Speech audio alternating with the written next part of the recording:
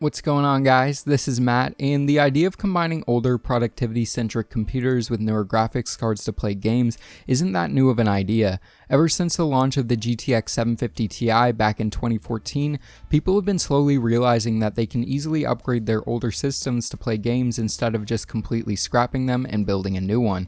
I've made no secret that I think one of the best ways to build a gaming PC on a tight budget is to buy an older OEM system like an HP or Dell and upgrading it to fit your needs. But many times these systems come with some big limitations, with the biggest limitations usually being the power supply and small form factor. Because many systems use proprietary power supply designs and cables, it means in many cases you're stuck with choosing between graphics cards that only draw power from the PCIe slot itself and don't require PCIe power connectors. Add in the fact that many of these systems only accept half-height or even single-slot half-height cards, and your possible pool of video cards begins to shrink even further. Take this Dell Optiplex 790 for example. I picked up this entire Sandy Bridge i3 system minus a hard drive up for only $36 on eBay, and though I will get more into its specs later in the video, for $36 you can't really beat it. The system can accept half-height GPUs that are either single or dual slot. So what are our options? Well, the most powerful GPU that's half-height and only requires PCIe power is the GTX 1050 Ti, which is actually a very capable 1080p video card. This, the GTX 1050, and the RX 460 are all good options that come in half-height versions and all use a maximum of 75 watts. But here's where another problem comes in. Many of these OEM motherboards have trouble supplying 75 watts to the GPU through the slot, meaning in some cases they won't work. If you want to learn more about this and see a specific example of this happening, I'd recommend checking out Nerd on a Budget's video on the topic, linked in the card above and description down below. And that's where the GT 1030 comes into play. This little guy comes in half-height single slot variants, meaning it'll fit in virtually any computer, and the fact it slips on power at only 35 watts means its compatibility with these older systems is almost all-encompassing.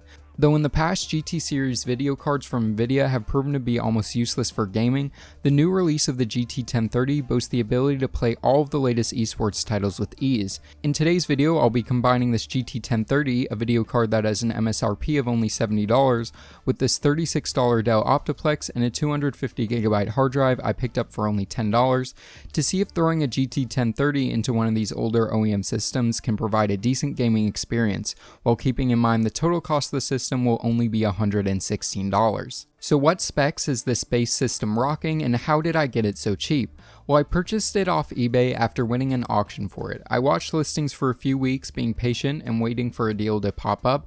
Eventually this one did, and I snagged it. eBay is a great place to look for these systems, but you may also be able to find good deals locally through sites like Craigslist or local surplus sellers.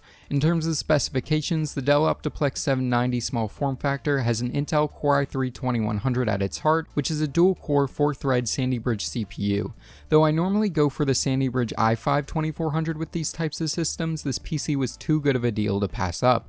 Cooling the CPU is this unique air cooler with multiple copper heat pipes, an aluminum fin array, and a surprisingly quiet blower style fan. These plus 8GB of DDR3 RAM sits inside of the generic Optiplex 790 motherboard. This PC didn't come with storage, so I added a 250GB hard drive for $10. Powering the system is a Flex ATX style PSU, and all these parts are housed inside of the Optiplex's really compact case. All of this costing only $76 including the hard drive. But the real question is if adding a GT 1030 into the mix will turn this aging office PC into a gaming beast. The GT 1030 I went with is a passively cooled MSI card, which is nice as it's completely silent, but I'd probably recommend you go with an actively cooled version as it'll stay cooler and will occupy only one slot. This card for $70 has questionable value, but its size and power usage make it the best option in a few scenarios. This card comes with both a full height and half height bracket and has two display options including HDMI and DisplayPort.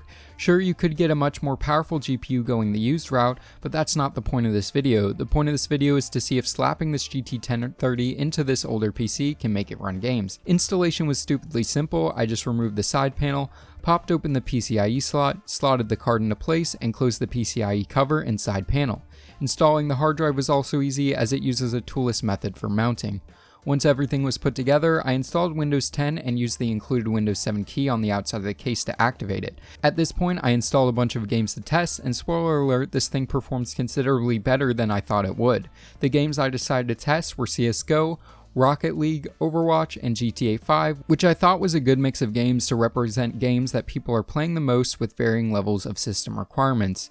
Starting out with CSGO, I set things to what I would consider very high, with most options maxed out but a few turned slightly down. I jumped into a deathmatch game, and these settings with this system yielded an average of 117 FPS with a minimum of 75. To me, this was more than enough FPS, but turning these settings down would yield higher FPS for those who want it.